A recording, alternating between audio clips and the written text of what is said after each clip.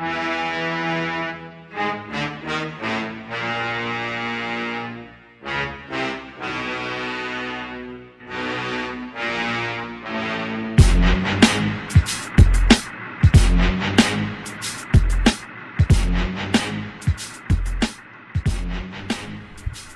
and gentlemen, it's the Big Jiu-Jitsu Show. Don't forget to check out our sponsors, Trap and Roll Soap Company, Tape Armor, and Rolls Gear. And you can find all of our old episodes. You can buy shirts and patches at bjjshow.com.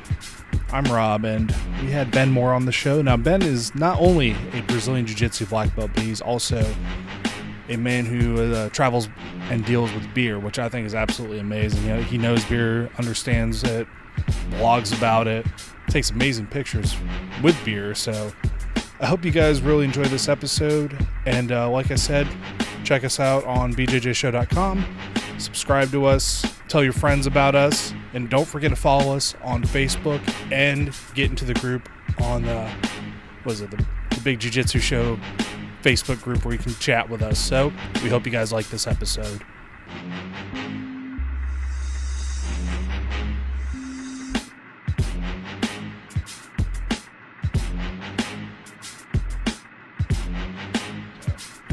I am not on any time constraints either, so. Excellent. Yeah, I'll probably we'll see where the conversation goes, like I said, but. Okay. Is everybody still experiencing that weird, like I said earlier, that weird between Christmas and New Year's type, what do you do with your day type situation? Yeah, especially working for yourself is like weird. Like nobody hires photographers right now. Yeah. So I'm like extra. I don't know what I'm doing. Spending time at Bissell Brothers, I imagine. Like I said, not a bad thing at all. No, these guys have a great tasting room and excellent Wi-Fi, so good extra office for me. Now, was that the one in Portland that we went to? Yeah, the big one? Yeah. The one on Thompson's Point. That was a good time, man. I had a really good time out there. And I think a lot of fun. I was going to say Randy is definitely going to be excited about this since Ben is an expert in beers. Oh, yeah. I'm excited about it for sure. Jiu-Jitsu and beer, two of the best things ever created. Oh, yeah. I want to start a podcast one day and call it The Bar Mat. Ooh. Nice. I like that. I don't know. You want us to bleep that part out so nobody steals your idea and we don't have to like show up and just beat them with sticks? Oh, I already created the Instagram, the Facebook page. I haven't bought the URL yet, so I think that's the only thing I'm afraid of, but it should be fine. Yeah, it should be okay. I was going to say that. I don't mind driving around and hitting people with sticks over stealing, intellectual properties. So, yeah, I mean, if somebody takes it, man, roll with it, and I'll just think of something else. Word. And on that note, speaking of stealing intellectual properties, this is the Big Jiu-Jitsu Show. I'm Rob. I'm Randy. And today we have a very special guest on the podcast with us. We have renowned beer connoisseur and Brazilian Jiu-Jitsu black belt Ben Moore on the show. So Ben, how's it going, man? Good. Thanks for having me on, guys. Absolutely. Really excited to get you on the show. So before we get really just into any conversation, how about you give our listeners kind of a background on your jiu-jitsu, like how you got started with it, and go from there? Yeah, for sure. So I have to think back now. So I started doing martial arts in general when I was like 10 or 11 in Portland at a location called Che Institute, spelled CHOI. Yeah. And my dad was doing it. It was kind of like a father-son thing. And years later, I did it for a couple of years, got like I want to say an orange belt maybe. And a couple of years later, fast forward, I'm like 17, and my dad goes, "Hey man, we should try something else." And I go, "Yeah, sure." It's been years since we've done anything really physical, and I just did wrestling season for the first time in high school. So I'm like, "Yeah, let's try Che's again." It's like, okay, so we go to Che's, and at that time, unfortunately, Master Che passed away, but Alexi was just starting to teach jiu-jitsu at that point in Che's. He just moved to America. He was about a year or two into his American residency here, and I have never heard of jiu-jitsu, and so was my dad. Never heard of it, so we're like, yeah, let's try it. And it was, Alexi was very hospitable and kind of a jokester, if you will, sometimes, and kind of brings the room to a nice, approachable vibe, even though you're doing a combat sport essentially. And I fell in love with it right away and been doing it ever since. Very nice. And it was fairly recently that you got your black belt, wasn't it? June of this year, Yeah. so about 6 months ago. So real late on the congrats there. So congratulations on your promotion. Yeah, big time. Oh, thank you guys. I tell people I'm the white belt of black belts right now. Does it feel like legit, like being a white belt? Because I don't think we've really asked anybody that question. Like when you hit that black belt, like what's the feeling like as far as where you stand with jiu-jitsu? Your whole set of goals change, and your whole mentality, I think, changes about your advancement, because up until then, belts are achieved through whatever means your instructor it deems it so, right? Either through competition or the amount of classes, or a combination of a billion different things that whoever's promoting you kind of decides what their criteria of giving you a blue belt or a purple belt or a brown belt. But then I think as soon as you get a black belt, you kind of look at everybody else who's a black belt and you're like, oh, there's no other color for like 30 years. So like, I guess the color doesn't matter anymore. It's not going to change. And like your whole perspective just changes in an instant of like, who cares about being the best? It's now about like being your best more than anything at this point. Right. Because you're not trying to prove anybody anything anymore. Like when you're a brown belt, you're like, I want to beat some of those black belts so I can maybe, I feel like I'm at that level where I could get a black belt sooner. Same thing with the other belts, but at a black belt level, you're like, okay, it's just about me now, and that's it. That's interesting. And then helping other people. So that becomes a real reality of like people look at you differently and approach you differently in class, where they will kind of now, they'll call you professor sometimes, or they'll say sir, and I'm like, oh man, like I guess that's legit now. Like I can't tell you no. Like it's so weird to me because all I'm trying to do is help, and they're like, yeah, okay, and they're like, they take you so seriously because you're a black belt now, and like you kind of have that weight on your shoulders to step up with legit information and coaching ability. That definitely is I think a lot of people do step into that coaching role a little earlier than black belt, but now that like you said, you have that weight on your shoulders. Yeah, you don't want to like steer them in the wrong direction. That does sound kind of like a lot, like a whole bunch. Because I'm so used to also saying like, don't call me professor, man. I'm just Rob. Like I just like doing jiu-jitsu like anybody else. Yeah, and especially when you're visiting another school, they don't know your background. They don't know really who you are. So they'll call you professor if you're a black belt. And it's like, it kind of freaks me out because I'm like, I guess I am, I suppose.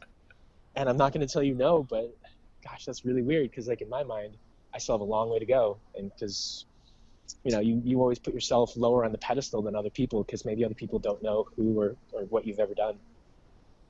True. You don't feel like there's, because you get this with other belts as you progress up the ranks. It seems like you get a bigger set of crosshairs painted on your back the further up the chain you go.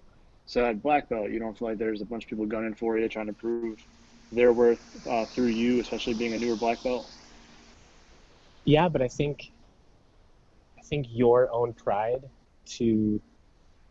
it's a mix, right? So again, there's nothing to achieve at all anymore in black belt in terms of the belt rank, other than the time that's measured in the stripes at that point afterwards. But if people are going for your head, it's like, okay, like go for my head. Like, cool, if you tap me, great. Like, I hope you learn something from tapping me.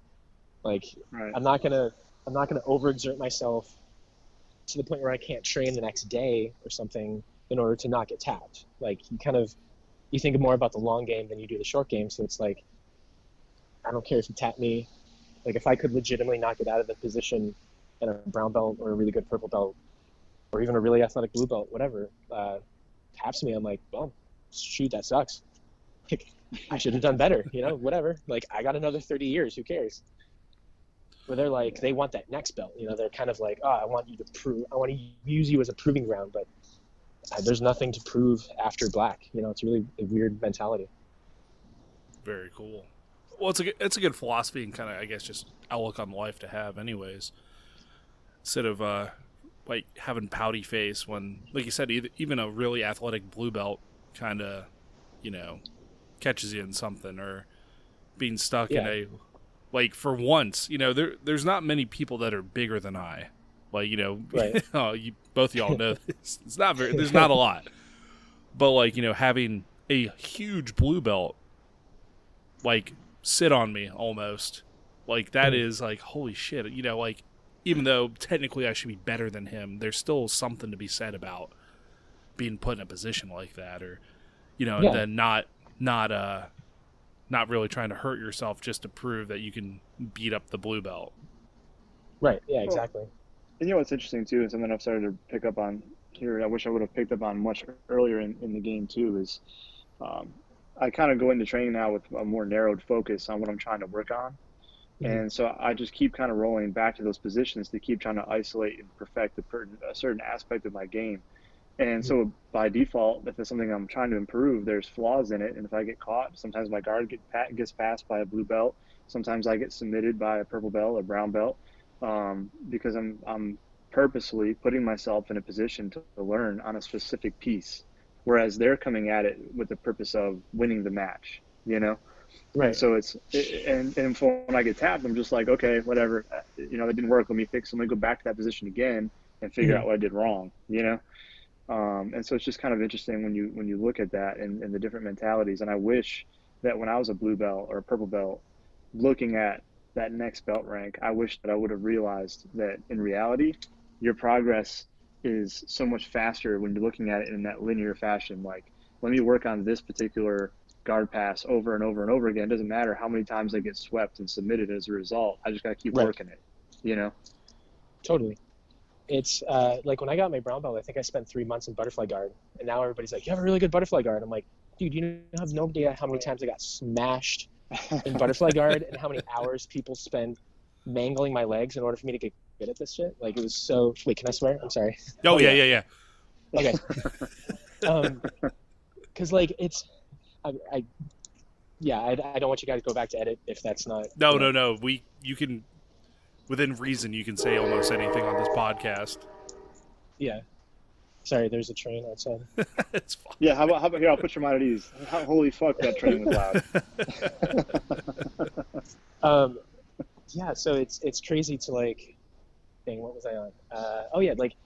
And people are like, sometimes you do need to be very hyper-focused in your game in order to get better at that one aspect. And then in a year, people are like, man, you're really good at that. You're like, yeah, it takes sacrifice and hone in on focus to get that right sometimes. That's understandable. So there's a lot of crossover. At least that's what I kind of see with you, between your jiu-jitsu, which is amazing, and your beer knowledge. How did you get started? Like, I don't know. I kind of take it as like black belt in jiu-jitsu, black belt in beer as well. How did you get started, or just interested in beer in general? I mean, I'm interested in beer, but not in the sense of like being able to really break it down, like with like the processes and just kind of being involved in it.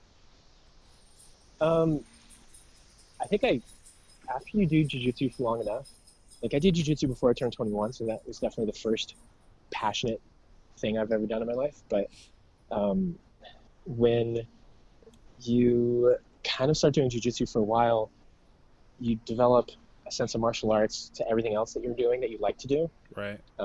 Like photography for me is like, that's a martial art. Like it's a never ending learning process, just like maybe beer can be a never ending learning process. And if you just take those mentalities of like, the martial artist mentality of mastery, then, and the way that you'll never master something because you're on the path of mastery, then that kind of applies to anything you're doing. And with beer, it's like, it's fun, there's community to it, so there's a lot of camaraderie, similar that you feel with like jiu-jitsu maybe, like especially a few years ago when like there was less than half the amount of breweries in Maine. The camaraderie was so tight because there was nobody in Maine who was brewing beer. So at the time, like if you were a brewer, it's like you knew everybody who was a brewer, and that was, the way it was. And now there's 160 breweries in Maine, so there's quite a bit more. But It's kind of like, if you're going to start a gym or you're going to start a brewery, you probably aren't going to make a lot of money right away. You probably really love what you're doing. So there's a lot of compassionate and really passionate people in both industries, and I think there's a lot of crossover with that. What do you find with being involved in the beer brewing community? Kind of the opportunities for travel. Like I saw you went to Iceland for the what was it, for one of the beer conventions they had out there, or just showing off a lot of stuff. And do you find it kind of, like you said, the mastery of it? It's always a process to become a master with it. Like, is it still like getting the travel? Is it learning about the beer itself, kind of understanding like how it's made? Like, what keeps bringing you back to it, possibly besides community and just all the brewers out there? I think the people always bring me back to the industry. I think just like jiu-jitsu, like in class, I'm always like, you kind of disconnect yourself from the learning sometimes, and the people keep you coming to class. I mean, the technique and the the endorphins you get from doing jiu-jitsu and how much of a learning process it is fun, but like, and everybody in class can be really cool sometimes, and they can become your best friends. And the industry, with the beer industry, I'll keep coming back to a brewery if they make mediocre beer, but they have really nice people who work there, Right. or really good brewers that we hung out a couple times, and like the relationship to the people is more important to me than the relationship to the beverage. Right. And I guess that's what keeps me going back to the industry. But when it comes to traveling, I mean, that was super fun. You talked about Iceland. That was 2017. The Maine Brewers Guild created this big 40-foot shipping container, big beer box thing called the Maine Beer Box, with like 80 or 78 individual taps on one side. Wow. Oh my God. It's crazy. And what they'll do is they'll fill it with Maine beer, and since it's a refrigerated shipping container, they can ship it anywhere in the world. So they'll ship these beers to, Maine beers, to different countries, one different country a year, and set up in that country and do a beer fest of just Maine beers in that country. And then in exchange, that country will then put their beers in the box and bring them back to us. So then we kind of get this international exchange program of craft beer, essentially. And it's really cool to learn about different countries' beers and what they do, their style, and how they are in the craft brewing world for them.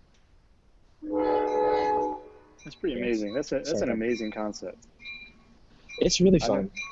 Never heard of that. That's pretty cool. Yeah, and like that first year was Iceland in 2017, and I followed the Brewers Guild and was a photographer for the creation of the box and for the beer fest when we were over there in Iceland.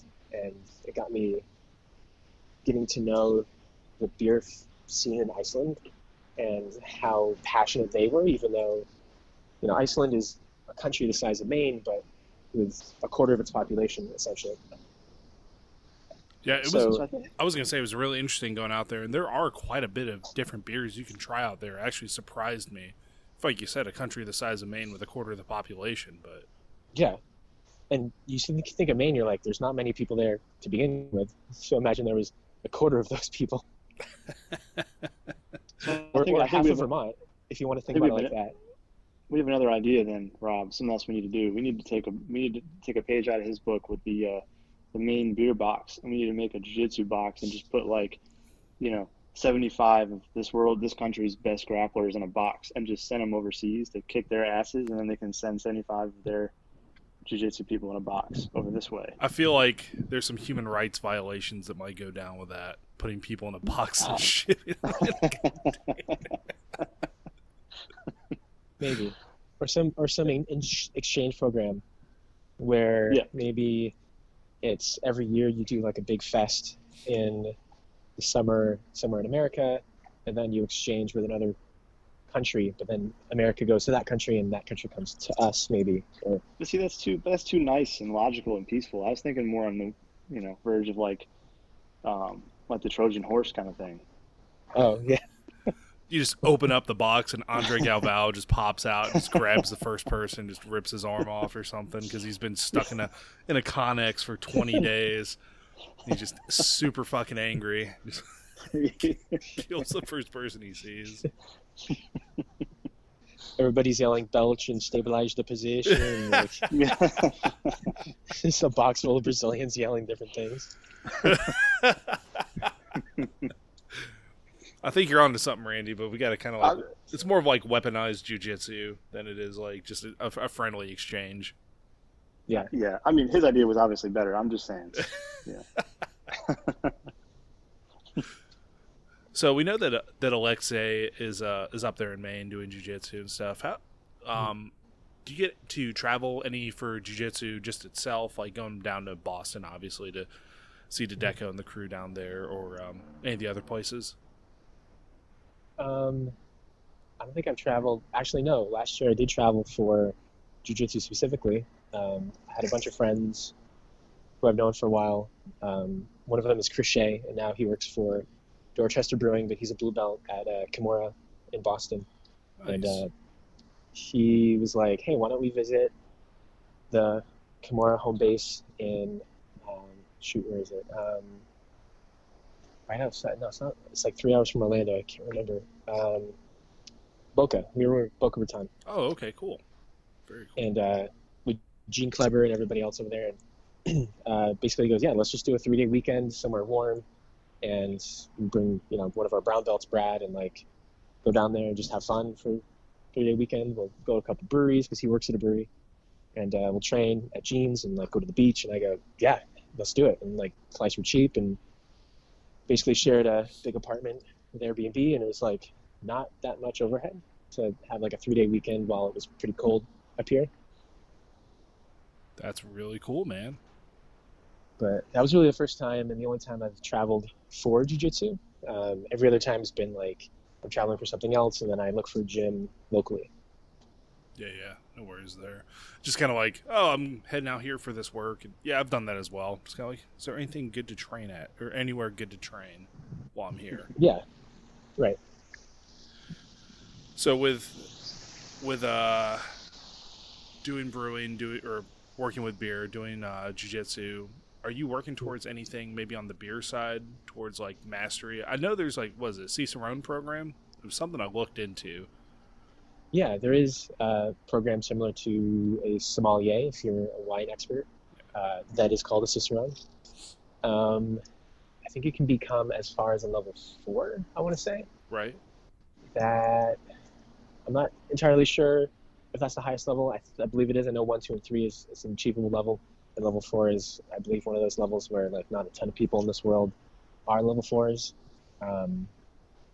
I think it's like less than 20 or something. Holy shit. But I don't know. And Cicerone is not the be all end all of being an expert in brewing. I mean, probably most brewers aren't Cicerones, but the first level of Cicerone is called beer serving. So that's more in the expertise and knowledge of like if you're working in a beer bar, the different maybe temperatures you're pouring and the pressures in the tap systems, and differentiating between the different styles that you can tell people if, say, some new beer comes on tap and you're like reading the description, you can kind of be knowledgeable about that beer without trying it, or with just the vocabulary of somebody's like, oh, I like something hoppy. You're like, oh, great, we just have the new triple dry hop beer from Bissell Brothers on tap. Looks like they have these hops into it, and so like you already know that knowledge, at least in level 1. So like that sort of comes into the basic play, and then level 2 is more of like more robust version of that. That's definitely more respected, I guess. All right. Like I think a really big beer nerd can probably get level 1 if they studied for a little bit, but didn't have to strain themselves too much. And then level 2 might take a lot of studying to get. That's pretty cool. That's pretty cool they have that for beer. I didn't know they had that for beer. I've heard of the sommelier. I never heard of the one for the beer. That's pretty cool. Yeah. And again, most brewers are, you have brewers who've been brewing for 30 plus years, 50 plus years, and they probably aren't Cicerone certified because for them, they they're a brewer. They've been doing it for so long. They kind of do have a lot of knowledge. Mm-hmm. So it's not the be all end all of certifications, but it is good to have, and it's good to kind of put by your name, perhaps if you're somebody who gets hired to do things. I was going to say, that kind of sounds almost like, there's a lot of people out there who are very like high level black belts, compete and stuff, but then there are also black belts who are just absolute monsters, but nobody knows about because they don't go because they just don't go out there and hit like IBJJF or anything like that. I feel like that might be kind of similar. Just, oh yeah, this guy he's not a Cicerone, but he's been a brewer for, like you said, 30 something years. He knows his shit. Yeah. And then you got like this random guy who's like training out in Hawaii, just all he does is surf and do jiu-jitsu and work his day job, and then you pair him up with somebody and he can absolutely just manhandle him, no problem. Dude, we got killers in our gym that are like, they're a little bit older and they don't want to compete. Yeah. They're not looking to cut rip somebody's head off in a tournament. So they're like, whatever. And then you grapple with them. You're like, dude, that guy was strong. That guy was throwing me across the mat. And it's like, does he compete ever? You're like, no, he's just never stepped on a mat in IBJJF. And they're like, what? Like, it's pretty preposterous how like you can have a really good brown belt in the gym that like wrecks everybody. That like, but never competes. Yeah, it's crazy. Yeah, nobody's ever heard of him. So well, we got in our gym a guy we call Buddy. His name's Dan, and he's been around for a long time. I think he's a 3 or 4 stripe brown belt, and I mean that guy is exactly what you're talking about. He doesn't compete, but that guy will put the hurting on a lot of people that do. He's just been around for so long. His knowledge, his skills, he's got his own game that he plays extremely well. He gives fits to black belts that compete. It's just the way it is. I mean, competition's just, it is for some people and it's not for others. So for sure, yeah, absolutely. But I mean, then you got these guys too that don't even do jiu-jitsu. You got people that have been catch wrestling for 15, 20, 30 years too that you got to watch out for. They don't even have a belt around their waist. I know. Yeah, we have a blue belt named John Dupree that trains with us sometimes. He coaches the USM wrestling team. Oh yeah. he is one, and he's a legit blue belt. Like, he knows quite a bit of techniques. So it's not like he wrecked everybody for 6 months and then got a blue belt. Like, Lexi doesn't give those belts away. So it's one of those moments where you're like, oh, he's a super high decorated level wrestler, but also has a blue belt knowledge of jiu-jitsu. And if he keeps going, he just keeps hybriding those two things together, and he becomes this unstoppable force of like, all of a sudden he starts scrambling and his wrestling snaps in to place, and you're like, oh no. And it's just like that black hole just keeps getting smaller and smaller of like doom.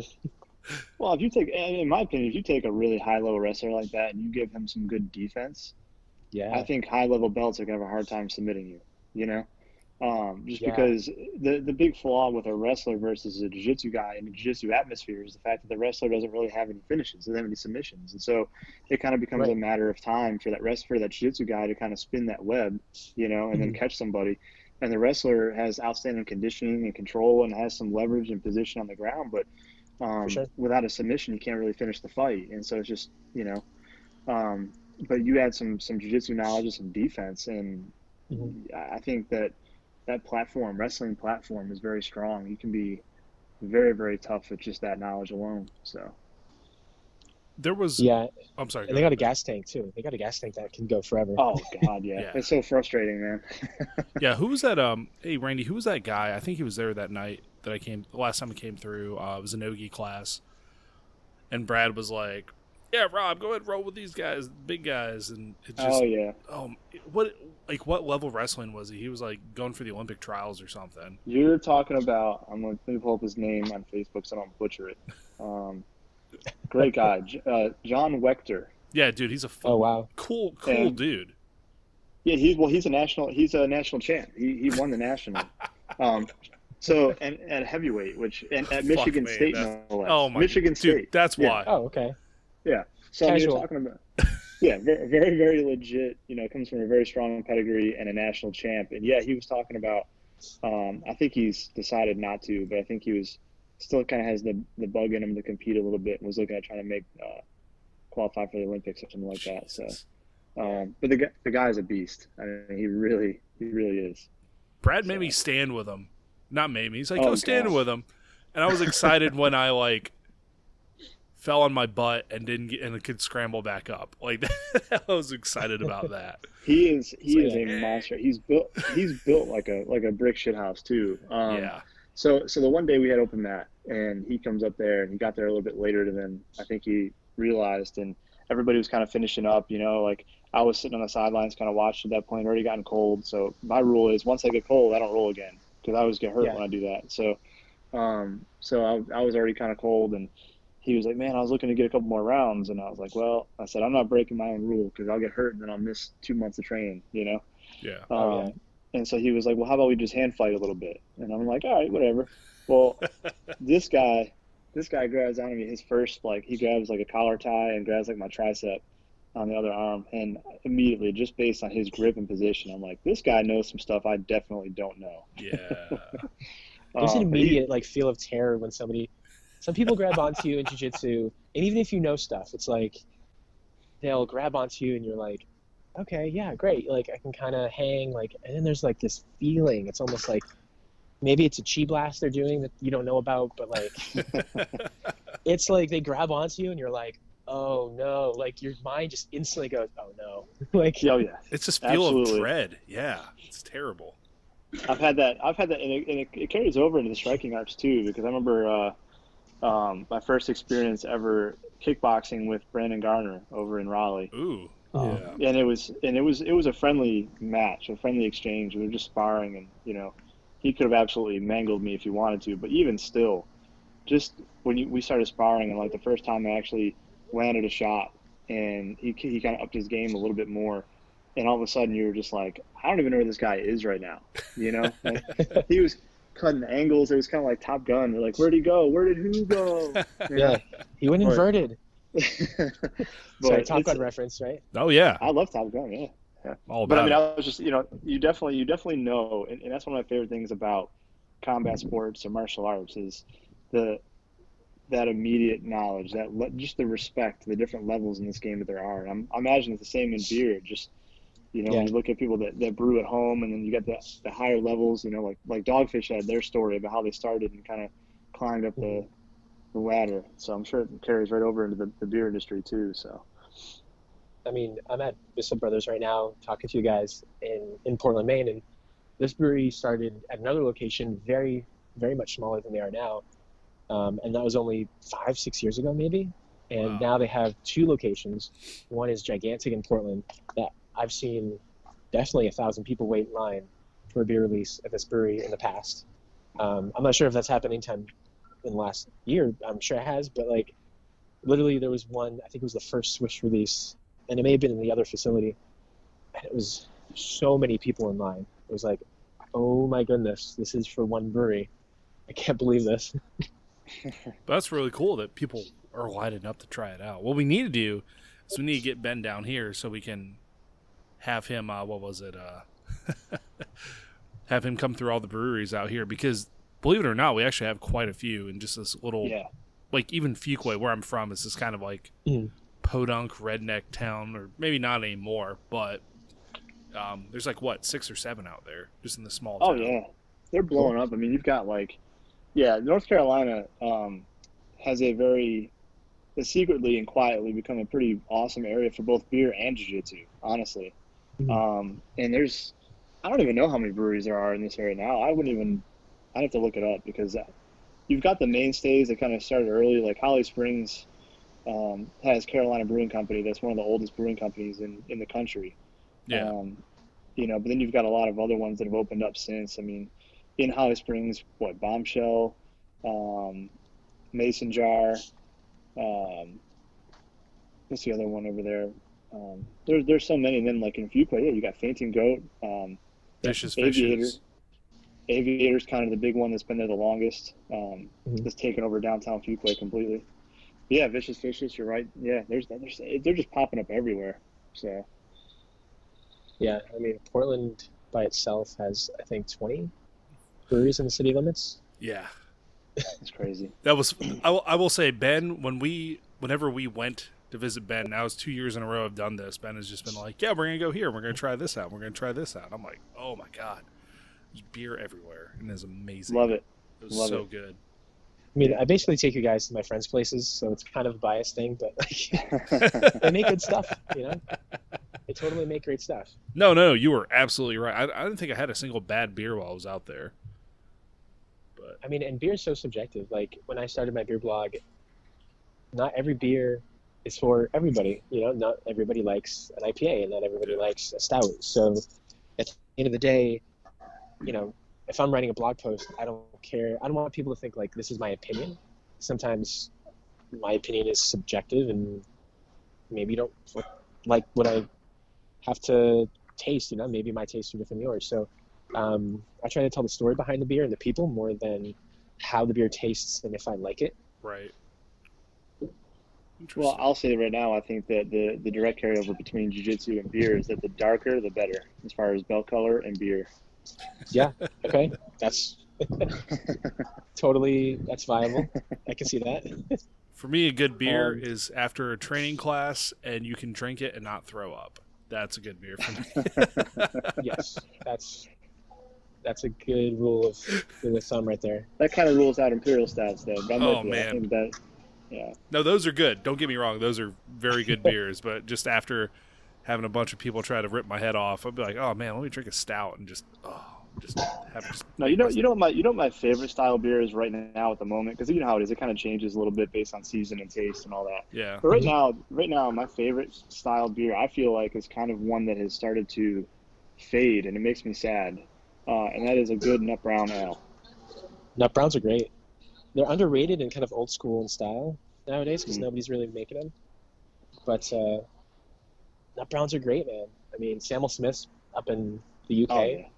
Classic style. Probably true to style if you had to mimic it to a point. But yeah, everybody's favorite style of beers, they change. I don't even think for me it's the season. It's just from my mood. Right. Yeah. That makes sense. All right, so before we head out, Ben, could you please plug where we can find you, the work you do, anything? Yeah, absolutely. So thanks for having me on again. But if you want to find me, my website is activebeergeek.com. All of my social media for beer-related things is Active Beer Geek. Nice. I just separated my Instagram account, so basically, if I were to post anything jiu-jitsu-wise or anything else, like a headshot session, being a photographer, in my beer account, people stopped kind of caring about those, and I got like maybe 10 likes. So I separated my beer and my anything but. So Ben Moore Media is my Instagram account that's more jiu-jitsu and just regular, in general, photography based. And then anything beer related is Active Beer Geek on Instagram. Awesome. Yeah, thanks again, man. Yeah, no, you should, man. The pictures are amazing. It's really he does awesome work, man. You really do need to check it out. Thanks, guys. Appreciate it. Yep. So, we do appreciate you coming on, man. Especially talking about beer and jiu-jitsu, the combination of the two, and Ben is just a fantastic person. I really am so happy you were able to come on, man. So, thanks again. Oh. Thank you for having me on, guys. I really appreciate it. Thank you so much. Anytime. So, ladies and gentlemen, this has been another episode of the Big Jiu-Jitsu Show. Don't forget to check out our sponsors, Trap and Roll Soap Company, Tape Armor, and Rolls Gear. And you can find all of our old episodes at bjjshow.com. I'm Rob. I'm Randy. Catch you guys next time.